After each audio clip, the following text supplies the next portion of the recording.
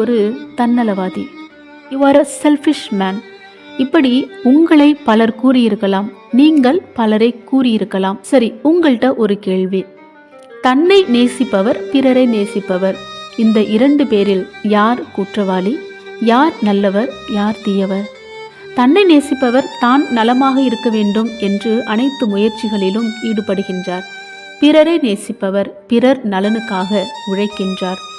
Self love is not a selfish love என்று கூட ஒரு இடத்தில் படித்த ஞாபகம் உண்டு. ஆனால் தன்னை நேசிப்பவரை விட பிறரை நேசிப்பவர் எப்பொழுதுமே மனிதர் மனத்தில் உயர்ந்த இடத்தில் அமர்கின்றார். மனிதர் மனதில் மட்டுமல்ல, ஆண்டவர் இயேசு கூட அவரை பாராட்டுகின்றார். அதைத்தான் இன்றைய நற்செய்தியில் நாம் பார்க்கின்றோம்.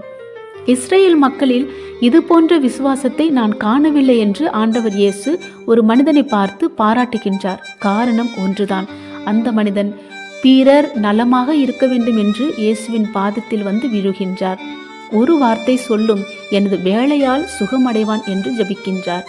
இயேசுவை காணாத, இயேசுவை பற்றி கேள்விப்படாத அந்த வேளையால் இந்த முதலாளி ஜெபித்ததனால் அதே நேரத்தில் சுகமானதாக நாம பைபிள்ல படிக்கிறோம்.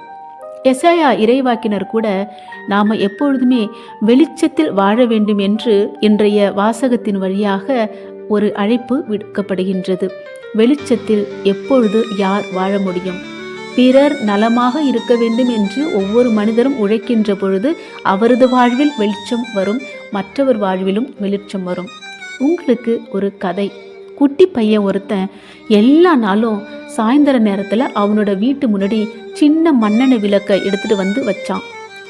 ஏன் அப்படின்னா, அவங்க வீட்டில் கரண்ட் இல்லை.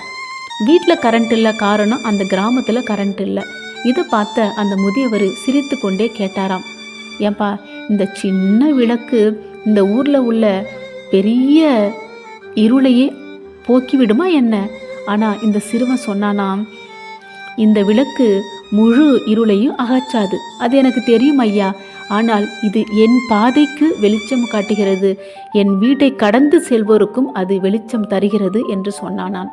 ஆம், பிறர் நலன் பேணி வாழ்கின்ற ஒவ்வொரு மனிதரும் இயேசுவின் ஒளியாக இந்த உலகில் ஒளிர்கின்றார்கள்.